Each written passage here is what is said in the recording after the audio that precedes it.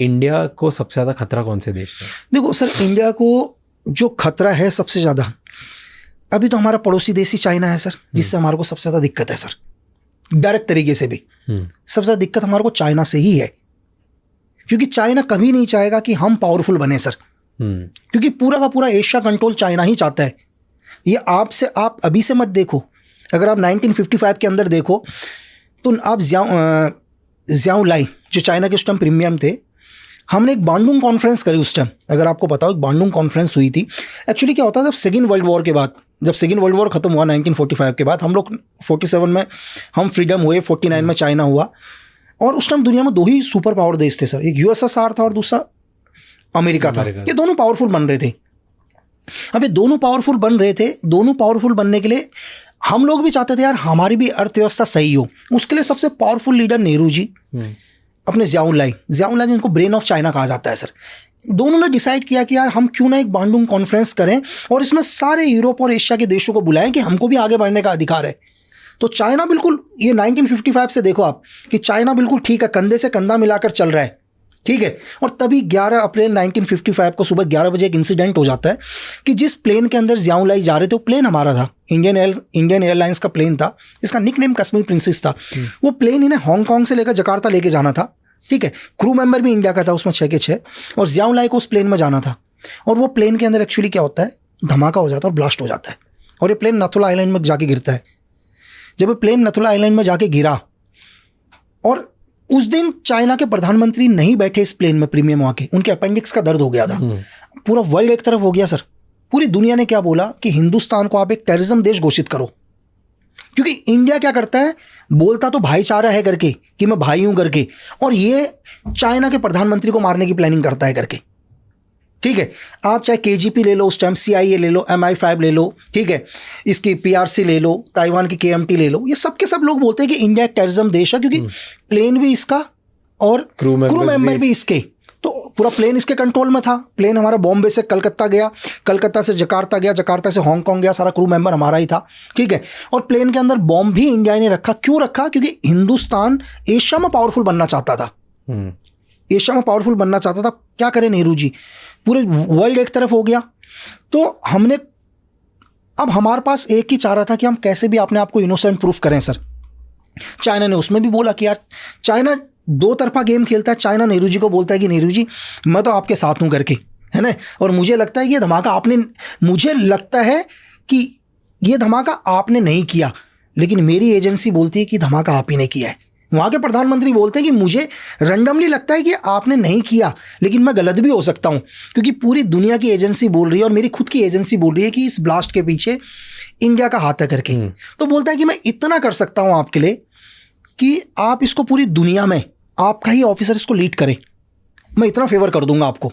तो यार नेहरू जी ने बोला यार ये भी बहुत कि मतलब ये केस अब इंटरनेशनल केस है ना, ये जो केस है एक इंटरनेशनल केस है, तो इस केस को जो लीड करे वो आपका ऑफिसर लीड कर ले पूरी दुनिया में, ठीक है।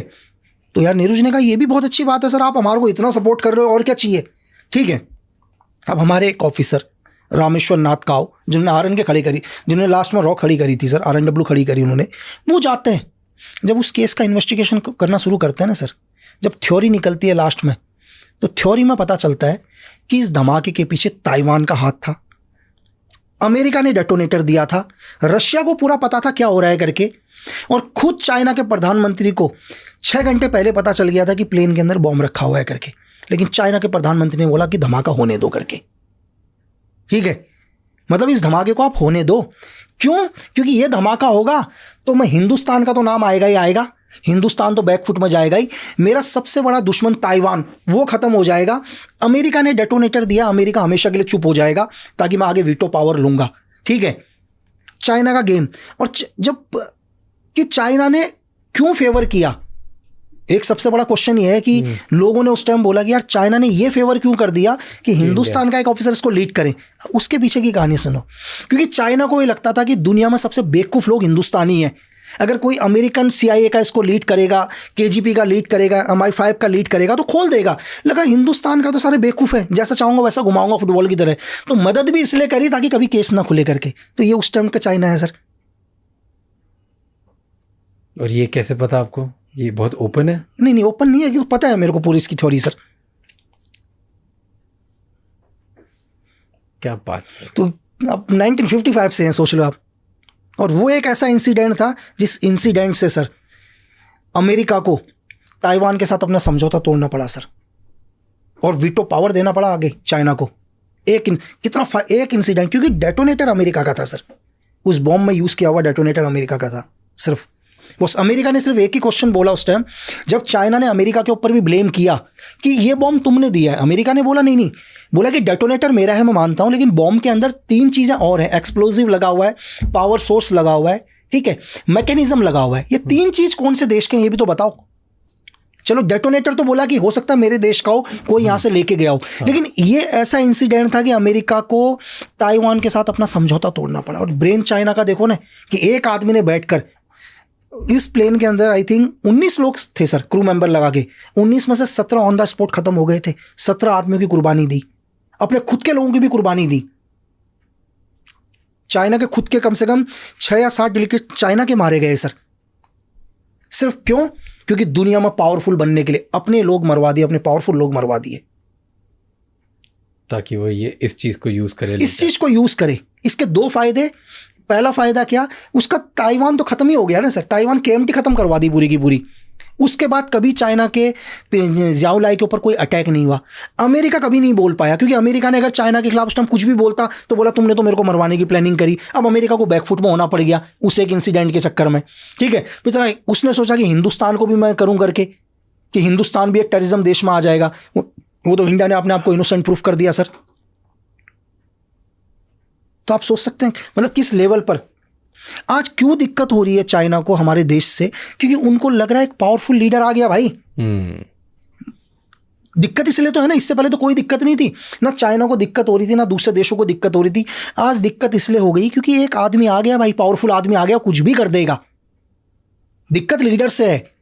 हिंदुस्तानी तो वही हैं जो पहले थे, हिंदुस्तानी कोई फर्क नहीं पड़ा, वही लोग हैं सर, लेकिन एक आदमी के आने से दिक्कत पड़ गई। एक बात बताओ, इंडिया की अब वर्ल्ड में इमेज बेटर हो गई? क्या लोग डरने लगे इंडिया से, कि इंडिया से पंगा नहीं लेना? नहीं 100% सर, चाहे कुछ भी हो, आज लोग बोल रहे हो। आज की जो सिचुएशन चल रही है सर, जो प्रेजेंट टाइम में लग रहा है कि प्रेजेंट टाइम में पूरी दुनिया को ये पता है कि अगर हमने इसके अगेंस्ट कुछ किया तो दुनिया के किसी भी कोने में आकर इंडिया हमको थ्रेट करेगा करके। चाहे हम दुनिया के किसी भी देश में हो, हम सेफ नहीं है अगर हम देश के खिलाफ जाएंगे। इंडिया के लिए हम कुछ करेंगे। अगर ऐसे और भी बहुत इंसाइटफुल शॉर्ट्स और क्लिप्स देखनी है तो इस चैनल को सब्सक्राइब कर लो।